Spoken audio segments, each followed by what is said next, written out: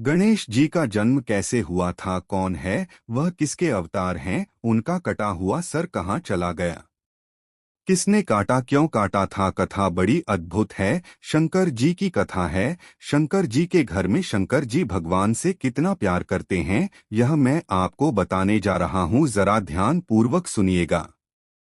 और माता पार्वती और शंकर अपने गृहस्थ जीवन में चले गए, रति सुख का आनंद ले रहे थे। शिवजी भी रति सुख का आनंद ले रहे थे। तभी उनके यज्ञ में, उनके इस रति सुख में देवताओं ने जाकर के उनके सुख में व्यवधान उत्पन्न कर दिया है। शंकर जी और माता पार्वती बड़े क्रोध में आ गए। बाहर निकलकर दरवाजा खोलकर देखा, देवता दरवाजा खटखटाए जा रहे हैं। बड़ा क्रोध मचा पार्वती जी को और माता पार्वती ने श्राप दे दिया देवताओं को, आ जाओ तुम, देवताओं के कारण में गर्भवती ना हो पाई है। उस समय शिव पार्वती गर्भाधान करने की स्थिति में थे। माता पार्वती के गर्भ में शंकर जी का तेज स्थापित होने वाला था कि देवताओं ने व्यवधान उत्पन्न कर दिया। और देवताओं ने जब यह अपराध किया है तो माता पार्वती ने श्राप दे दिया है, जाओ देवताओं कि जैसे मैं गर्भवती ना हो पाई, आज के बाद तुम देवताओं की कोई पत्नी की आज के बाद कोई संतानों को जन्म नहीं देगी, तुम्हारे अंदर संतान उत्पन्न करने की क्षमता नष्ट हो जाएगी। तब से देवताओं के कोई बच्चे नहीं होते। आपको पता है, देवताओं की जो देवांगनाएं होती हैं वह सदा ही बांध होती है, उनके कोई संतान नहीं होती। यह माता पार्वती का श्राप है, जो श्राप से पहले हो चुके थे। देवता इंद्र का बेटा जयंत पहले हो चुका था, जितने पहले हो चुके उतना ही है। उसके बाद फिर देवताओं की कोई संतान नहीं, इसलिए देवता 33 करोड़ के 33 करोड़ हैं, ना कम होते हैं, ज्यादा होते हैं। देवताओं की पत्नियां कभी बच्चों को जन्म नहीं देती। इतना समझ में आ गया ना कि अब शंकर जी बाहर आए। शंकर जी ने कहा, तुमने क्यों हमारा सुख बिगाड़ा, बताओ।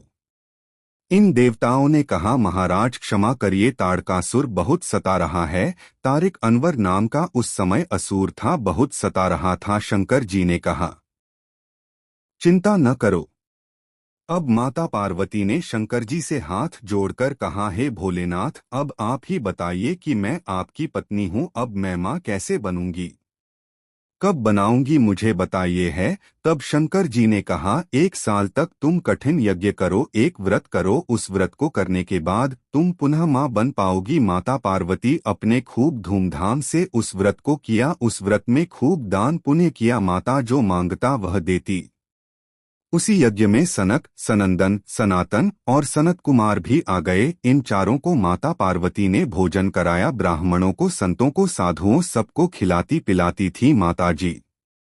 तो सनकादियों को भोजन कराया तो माता पार्वती ने कहा कि हमने भोजन कराया है, आप हमसे दक्षिणा मांगिए। तो सनकादियों ने कहा, जो मांगेंगे दोगी माता, मैं जरूर दूंगी। तो दक्षिणा में सनकादियों ने कहा, शंकर जी चाहिए। अब कोई पत्नी से कोई उसके पति को मांग ले। अब माता जी का तो गला ही सूख गया कि अब शंकर जी, अब नहीं दूंगी तो श्राप मिल जाएगा। और माता पार्वती तो रोने लगी, महाराज इसके बदले आप जो मांगेंगे मैं दूंगी। मैं अपने शंकर को, अपने पति को कैसे सौंप दूं, मेरे पति ही चले जाएंगे तो फिर मैं माँ कैसे बनूंगी, मैं पुत्र के लिए ही तो यह सारा यज्ञ अनुष्ठान कर रही हूँ। और माता जी रोने लगी। तो माता जी को रोता देख वहाँ भगवान श्रीमन्नारायण प्रकट हो गए। और इस पर भगवान श्रीमन्नारायण ने कहा कि देवी, आप अपने पति का दान कर दीजिए, आपका भला होगा। भगवान ने कह दिया तो माताजी ने अपने पति भगवान शिव का दान सनकादियों को कर दिया और वरदान दे दिया है। तो सनकादिक बड़े प्रसन्न है कि आपने अपना सबसे कीमती जो पति होता है वही दान किया। हम आप पर बड़े प्रसन्न है। जो वरदान आप चाहते हैं, जिसकी कामना के लिए आपने यह अनुष्ठान किया है, निश्चित पूरा होगा। यह कहकर के सभी देवी देवता माता पार्वती को वरदान दे करके आशीर्वाद देकर चले गए सब। तब पूरा हुआ अनुष्ठान व्रत। एक सुंदर से बगीचे में, वहां पर वन था, उस वन में भगवान शंकर माता पार्वती के संग आज फिर विहार करने निकले थे। वहां शंकर जी अपनी पार्वती अर्थात माता पार्वती के संग विहार कर ही रहे थे। आज माता पार्वती के गर्भ में भगवान शिव अपने तेज को स्थापित करने वाले थे कि अभी तेज स्थापित होने वाला ही था। माता पार्वती गर्भवती होने वाली ही थी कि उनके द्वार पर स्वयं भगवान श्रीमन नारायण एक गरीब आदमी बनकर ब्राह्मण बनकर आवाज लगाने लगे, भिक्षाम देहि, कि मैं बहुत भूखा हूँ, बहुत प्यासा हूँ, क्या मुझे कुछ खाने को मिलेगा। उस समय माता पार्वती गर्भवती ही होने वाली थी कि ब्राह्मण द्वार पर आवाज लगाए जा रहा है। तुरंत ही शंकर जी उस ब्राह्मण की आवाज सुनकर माता पार्वती से बोले, हम ग्रस्त हैं, द्वार पर कोई अतिथि खड़ा है। माता पार्वती जितनी देर में उस अतिथि के पास गई उतनी देर में शंकर जी का तेज धरती पर गिर पड़ा। जो तेज मां पार्वती के गर्भ में स्थापित होने वाला ही था, वह तेज जा पृथ्वी पर गिर पड़ा। माता पार्वती ब्राह्मण देवता के पास आई, बोली, क्या सेवा करूं, क्या खाएंगे आप। उन्होंने कहा, हमें बड़ी भूख लगी है। माता पार्वती बहुत दुखी हुई कि मैं गर्भवती ना हो पाई, शिवजी का तेज जमीन पर गिर पड़ा है, अब कैसे गर्भवती होंगी। मैं रोने लगी। ब्राह्मण जो सामने खड़े थे उन्होंने माता कहकर बुलाया है। हे माता, आप चिंता ना करिए, आपको पुत्र जरूर प्राप्त होगा। और यह कहकर के वह ब्राह्मण अंतर्धान हो गए, पता नहीं कहाँ चले गए। और वह ब्राह्मण कोई और नहीं, भगवान स्वयं श्रीमन्नारायण थे। भगवान श्री कृष्ण से तुरंत वह एक सुंदर से पुत्र के रूप में माता पार्वती जिस बिस्तर पर अभी बैठी थी उसी पलंग पर जाकर के नन्हा बालक के रूप में भगवान प्रकट हो गए। जैसे यशोदा के यहाँ, जैसे देवकी के यहाँ कृष्ण भगवान प्रकट हुए थे, भय प्रगट कृपाला दीन दयाला, जैसे कौशल्या के यहाँ स्वयं भगवान राम प्रकट हुए थे, वैसे ही माता पार्वती के यहाँ आज स्वयं भगवान नारायण गणेश के रूप में प्रकट हो गए थे। माँ, मैं आपका बेटा बनूंगा। ब्राह्मण तो गणेश के रूप में प्रकट हो गए। नन्हा बालक, माताजी बाहर खड़ी, तभी आकाशवाणी हुई, देवी आपको पुत्र की प्राप्ति हो गई है, आप जाओ अपने पुत्र को प्यार करो। माता पार्वती अंदर गई। नन्हा बालक बहुत सुंदर माता पार्वती के उसी बिस्तर पर था, अभी थोड़ी देर पहले बैठी थी। अब तो माता पार्वती उस पुत्र को देखते ही ममता जाग गई, करुणा जाग गई, और माता पार्वती ने पुत्र को, वह बच्चा जो अभी धीरे धीरे बोल रहा था, उमा उमा रो रहा था, और माता जी का एक नाम उमा भी है। उमा कहूं मैं अनुभव अपना।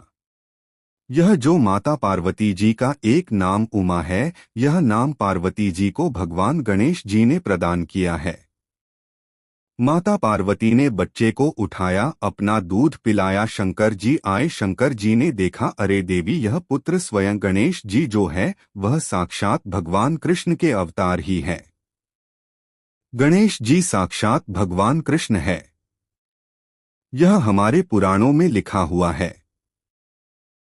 कई लोग कहते हैं ना कि माता पार्वती के मैल से गणेश जी बना, यह सब बातें झूठी हैं। यह सब गलत कथाएं समाज में प्रचारित की गई, इनका कोई और छोर नहीं है। असली बात यह है, जो पुराण में लिखा गया है वह यही है कि भगवान श्री कृष्ण ही साक्षात भगवान श्रीमन्नारायण ही है। माता पार्वती के पुत्र रूप में, गणेश रूप में भगवान श्रीमन्नारायण ही है, कृष्ण ही है। अब यहाँ भगवान गणेश जी का जन्म हुआ। गणेश जी के जन्म का उत्सव मनाया गया। उस समय गणेश जी का मुख हमारी तरह ही था, अर्थात मनुष्य के जैसे थे, तो भगवान ही। उत्सव चालू हुआ। माता पार्वती माँ बन गई हैं। माता पार्वती को उन्हें यह नहीं लग रहा कि यह मेरे गर्भ से नहीं हुआ, मेरा ही बेटा है, उनसे ही प्रकट हुआ है, मान लिया। भगवान तो प्रकट होते हैं, गर्भ से तो आते नहीं भगवान। भगवान का जन्म गर्भ से नहीं होता, भगवान तो सदा प्रकट होते। भय प्रगट कपाला। मनुष्य माँ की योनि से पैदा होते हैं, भगवान योनि से पैदा नहीं होते, वे अनोइजा है क्योंकि वे प्रकट होते हैं। भगवान का एक नाम है अनोइजा, जो योनि से कभी पैदा ना हो, वह प्रकट होते हैं। भय प्रकट कृपाला, तो गणेश जी प्रकट हो गए। माता पार्वती ने स्तनपान कराया, दूध पिलाया और खूब आनंद से खूब उत्सव मनाया। अब पार्वती जी के बेटा हुआ है। सब देखने आए दूर दूर से, उनमें शनि भी आए थे। शनि तो मुंह लटकाकर खड़े थे। ऐसे में माता पार्वती ने कहा कि सबने मेरे छोरा को आशीर्वाद दिया, सबने खूब दुआएं दी। ब्रह्मा जी आए, विष्णु जी आए, सभी देवी देवताओं ने अपने आशीर्वाद दुआएं दी। तुम आए हो, तुम मुंह लटका के खड़े क्यों हो, आशीर्वाद दो। शनि जी बोले मेरी दृष्टि बहुत बुरी है। पार्वती जी बोली कोई दृष्टि बुरी नहीं है, तुम तो दर्शन दो। पार्वती जी ने कहा दर्शन दो और आशीर्वाद दो। शनि बोले देखूं, हाँ देखो। शनि की दृष्टि पड़ते ही गणेश जी का सिर धड़ से अलग हो गया। आप लोग यह सुनते हैं कि शंकर जी ने सिर काटा था और अन्य पुराणों में कहीं कहीं पर यह भी लिखा है कि शंकर जी ने सिर काटा क्योंकि गणेश जी उस समय माता पार्वती की सेवा में थे। माता जी ने कहा था कोई अंदर ना आए, तो शंकर जी आए तो शंकर जी को भी रोकते हैं। यह भी कथा हम लोग सुनते हैं। यह कथा भी सत्य है। और यह कथा भी सत्य है कि शनि की दृष्टि पड़ते ही सिर खंडित हुआ। अब यह दोनों कथाएं सत्य कैसे हो सकती हैं? क्योंकि गणेश जी का जन्म कोई एक बार नहीं हुआ, हर कल्प में गणेश जी का जन्म होता है। जैसे प्रधानमंत्री का पद होता है 5 साल का, उसी प्रकार गणेश जी यह कपल है। उस पद पर आज आप बैठे हैं तो आज आप गणेश जी बनेंगे। पार्वती जी पिछली बार सती थी, फिर उनका जन्म पार्वती के रूप में हुआ। इसके पहले भी माता पार्वती के कई जन्म हो चुके हैं, तो जो पिछले गणेश थे, पिछले जन्म की पार्वती के बेटे थे, उन्हीं का सिर तो शंकर जी ने काटा था। अनेक कल्पों की कथाएं हैं ना, जैसे राम जी, जय श्री राम जी ने रावण को मारा, तो किस रावण को मारा? एक रावण प्रताप भानु नाम का रामचरितमानस में लिखा है, एक रावण बना जय और विजय, एक रावण बना तुलसी के पत्ते वृंदा।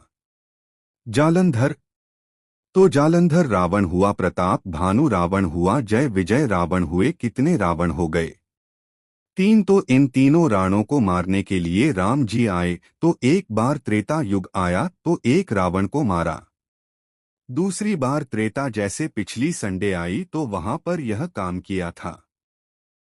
इस संडे को यह काम है, तो जो चारों युगों हैं सतयुग, त्रेता, द्वापर, कलयुग, यह चारों युग हमेशा चलते हैं। कलयुग पूरा होने के बाद फिर सतयुग आएगा, तो सतयुग आएगा तो फिर नरसिंह भगवान का जन्म होगा। नरसिंह भगवान तो एक बार हो चुके हैं, अब अगला सतयुग आएगा, फिर नरसिंह भगवान आएंगे प्रहलाद के लिए। उस समय प्रहलाद कोई और होगा, बस प्रहलाद जैसा पात्र बदल जाएगा। हिरण्यकशिपु कोई और बनेगा। एक पात्र बदलते जाते हैं पर लीलाएं वही रहती है। रामचरितमानस में लिखी है, इन तीनों रावणों की कथा पढ़ सकते हैं। बालकांड में लिखा है कि त्रेता जब जब आएगा तब तक राम आएंगे। एक बार राम जी आए इस रावण को मारने, दूसरे बार के राम जी आए तो दूसरे बार के रावण को मरने।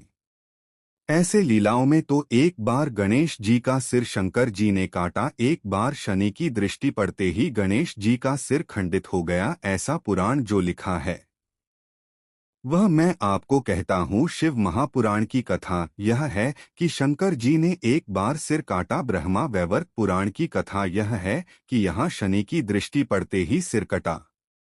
पुराणों में अलग अलग इसलिए लिखा है क्योंकि अलग अलग कल्प की कथा उसमें लिखी है, एक कल्प की कथा इसमें लिखी। कल्प कितने होते हैं? 30 कल्प होते हैं, जिनमें 3 कल्पों का विस्तार तो शास्त्रों में मिलता है, ब्रह्मकल्प, वाराह कल्प और पद्मकल्प। अभी 12वां कल्प चल रहा है। तो यह कल्पों की कल्प कल्प की कथा है शास्त्रों में। अब माता पार्वती जी अपने पुत्र को लिए बैठी थी कि शनि की दृष्टि पड़ते ही उनके पुत्र का सिर जो है धड़ से अलग हो गया, कट गया, भंग हो गया और माता पार्वती रोने लगी। शनि ने तुरंत सिर नीचे कर ली, दृष्टि नीचे कर ली कि माता पार्वती ने शनि को श्राप दे दिया, जा तू अंगहीन हो जाओ, तूने मेरे बच्चे के प्राण ले लिए, अंगहीन हो जाओ। तब वहां बैठे सूर्य भगवान दुखी हो गए क्योंकि शनि सूर्य भगवान के पुत्र हैं। शनि बड़े गुस्से में आ गए। तब सूर्य भगवान ने माता पार्वती के क्रोध को शांत किया। भगवान श्री मन्नारायण प्रकट हो गए, भगवान विष्णु प्रकट हो गए और उन्होंने कहा, माता पार्वती से आप क्रोध ना कीजिए देवी, और शनि को क्षमा कीजिए, इसमें शनि का दोष नहीं है। आपने ही कहा था कि देखो आशीर्वाद दो, वह तो नहीं देख रहा था और माता पार्वती को अपनी गलती का एहसास हुआ। माताजी ने कहा, चलो तुम्हारा शरीर तो भंग नहीं होगा, पर अब तुम लंगड़ाते हुए चलोगे, इसलिए शनि जी लंगड़ा हो गए। अब गणेश जी को जीवित कैसे करें? भगवान विष्णु तुरंत गए, एक हाथी का सिर काटकर लाने लगे तो हाथी की हथनियों ने रोते हुए रोकते हुए कहा, हे प्रभु, हमारे पति की आप हत्या कर रहे हैं, उनका सिर ले जा रहे हैं। कई लोग कहते हैं कि हाथी का सिर काट दिया तो हाथी तो मर ही गया ना। जी नहीं। ब्रह्मा वैवर्त पुराण में लिखा है कि भगवान विष्णु ने जिस हाथी का सिर काटा, उस हाथी को भगवान ने अपने बल से दूसरा सिर लगाकर जीवित कर दिया था, उसे जीवित किया और फिर वह हाथी का सिर लाकर गणेश जी के सिर में लगाया और गणेश जी जीवित हो गए थे। वो बोली गणेश भगवान की, तो गणेश जी जीवित हो गए। गणेश पुराण की कथाएं कुछ इसी प्रकार हैं। तो गणेश जी जीवित हो गए, तो यह गणेश जी के जन्म की कथा है। तो गणेश जी को माता पार्वती ने अपने महल से अपने माटी से बनाया। यह सारी कथाएं झूठी कथाएं, इनमें शास्त्रों में ऐसी कोई सत्ता नहीं मिलती।